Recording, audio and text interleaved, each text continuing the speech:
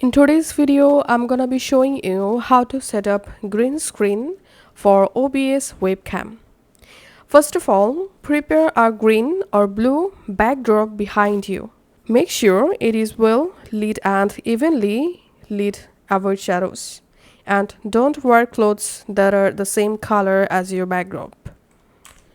And now to add your webcam to your OBS, select a scene and come to the source box. Click on this plus icon, select video capture device, and you can rename your device. Click on OK. Now click on this device drop down, and from this list you have to select your camera or webcam, and then just click on OK.